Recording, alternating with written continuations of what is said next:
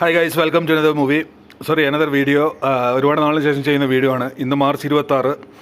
തിയേറ്ററുകളൊക്കെ ശോകമുഖമായി കിടക്കുമായിരുന്ന ഒരു മാസമായിട്ട്, പരീക്ഷ ആയതുകൊണ്ടും റമദാൻ ആയതുകൊണ്ടും മറ്റും. പക്ഷേ അതൊക്കെ ഇനി മാറാൻ പോവുകയാണ്. വമ്പിച്ച ഒരു പ്രകമ്പനം കൊള്ളിക്കുന്ന സംഭവമാണ് ലോകമെമ്പാടുമുള്ള മലയാളി പ്രേക്ഷകരെ സംബന്ധിച്ചിടത്തോളം വരാനിരിക്കുന്നത്. കാരണം എമ്പുരാൻ നാളെ മാർച്ച് 27 റിലീസാവാനിരിക്കുന്ന എമ്പുരാൻ, പിന്നെ ഇന്ന് തുടരുംൻ്റെ ട്രെയിലർ വന്നു, ജിംഖാന ക്ലബിൻ്റെ ട്രെയിലർ വന്നു. ഇതൊക്കെ റിലീസാവാനിരിക്കുന്ന പടമാണ് ഇതേ സീസണിൽ, പെരുന്നാൾ, ഈദ്, വിഷു സീസണിൽ. അതിൽ ആദ്യം വരുന്നത് എമ്പുരാനാണ്. അപ്പോൾ ഇന്ന് 3 ട്രെയിലറുകൾ, ഇനി ഇപ്പോൾ 8 മണിക്ക് റിലീസാവാനിരിക്കുന്ന ബസൂക്കാൻ്റെ ട്രെയിലർ അടക്കം ഇന്ന് 3 ട്രെയിലറുകൾ, 3 പുതിയ പടങ്ങൾ. കാത്തിരുന്ന പടങ്ങൾ തന്നെയാണ്. ജിംഖാന ക്ലബ്ബ് തല്ലുമാല ടീമിൻ്റെയാണ്. ബസൂക്ക നമ്മൾ കാത്തിരുന്ന പടമാണ് ഏറെക്കാലമായിട്ട്. Bazooka April 10 release. അതുപോലെ ജിംഖാന ക്ലബ്ബും. അപ്പോൾ ഇതിൻ്റെ എമ്പുരാനെ കുറിച്ച് പറയുകയാണെങ്കിൽ ഒരുപാട് ഹൈപ്ഡ് ആയിട്ടുള്ളൊരു മൂവിയാണ്. മോഹൻലാൽ കുറേ നാളായിട്ടുള്ള പടങ്ങളൊന്നും വേണ്ടത്ര ശോഭിക്കാൻ കഴിഞ്ഞിട്ടില്ല, നേരൊഴിച്ച്. അവസാനം വന്ന മോഹൻലാൽ ഡയറക്റ്റ് ചെയ്ത ബറോസൊക്കെ വലിയ പരാജയമായി. മലൈക്കോട്ടെ, വാലിബൻ പ്രതീക്ഷയൊക്കെ ഉയർന്നില്ല. അതുപോലെ കുറേയധികം പടങ്ങൾ. അപ്പോൾ മോഹൻലാലിനും ഏറ്റവും അത്യാവശ്യമായ തിരിച്ചുവരവ് രാജകീയമായി മോഹൻലാൽ സ്റ്റൈലിൽ ഇതിലൂടെ നടത്തിയിരിക്കുകയാണ്. കാരണം സിനിമ റിലീസിന് മുമ്പ് തന്നെ പിന്നെ ഒരു 100 കോടി രൂപ നേടിയിരിക്കുകയാണ്. ഫസ്റ്റ് ഷോ കാണിക്കുന്നതിന് മുമ്പ് തന്നെ അഡ്വാൻസ് ബുക്കിങ്ങിൽ 100 കോടി നേടിയ ആദ്യ പടമായി മാറിയിരിക്കുകയാണ്. പിന്നെ മലയാളത്തിന് KGF-ഉം പിന്നെ ലിയോനിലുള്ള മലയാളത്തിൻ്റെ മറുപടി, തെലുങ്കിലും കന്നഡയിലൊക്കെ ഇങ്ങനെയുള്ള പടങ്ങൾ ബാഹുബലിയൊക്കെ ഉണ്ടാകാൻ തുടങ്ങിയിട്ട് കുറേ കാലമായല്ലോ.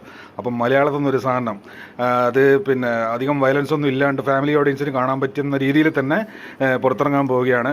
അപ്പോൾ ഇതിൻ്റെ പ്രത്യേകതകളായിട്ട് പറയുകയാണെങ്കിൽ ഇതിൻ്റെ ബഡ്ജറ്റിനെ കുറിച്ചും ആന്റണി പെരുമ്പാവൂർ പറഞ്ഞപ്പോൾ വളരെ വലിയ ഞെട്ടലുണ്ടായിരുന്നു.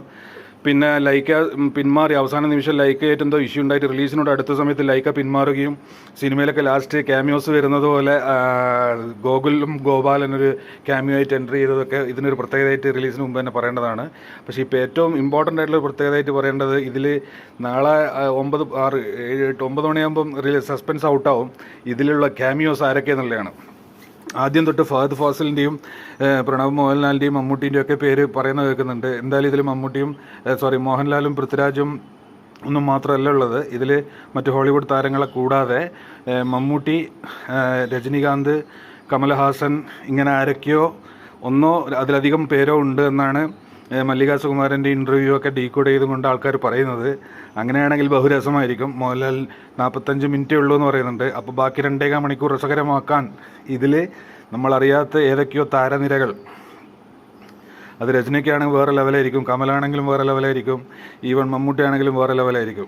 അപ്പോൾ അത് അവരങ്ങേറ്റം സീക്രട്ടായി ഒളിപ്പിച്ച് വെച്ചിരിക്കുകയാണ്. അത് നാളത്തോടെ സിനിമ റിലീസ് ആയാലും ഔട്ടാക്കരുത് എന്നാണ് അതിൻ്റെ ഒരു കോഡ് ഓഫ് കണ്ടക്റ്റ്. എങ്കിലും ഔട്ടാകും സിനിമ റിലീസായാൽ, ചെറിയ തോതിലെങ്കിലും. പക്ഷേ അത് ഫസ്റ്റ് ഡേ ഫസ്റ്റ് ഷോ കാണുന്നവർക്ക്, ഫാൻ ഷോ കാണുന്നവരെ സംബന്ധിച്ചിടത്തോളം അത് ഭയങ്കരമായ, ടിക്കറ്റ് എടുത്തവർക്കേ ഇനി കാണാൻ പറ്റുള്ളൂ. ടിക്കറ്റ് നാളെ രാത്രിയുള്ള ഷോനെ ബാക്കിയുള്ളവർക്ക് കിട്ടുള്ളൂ.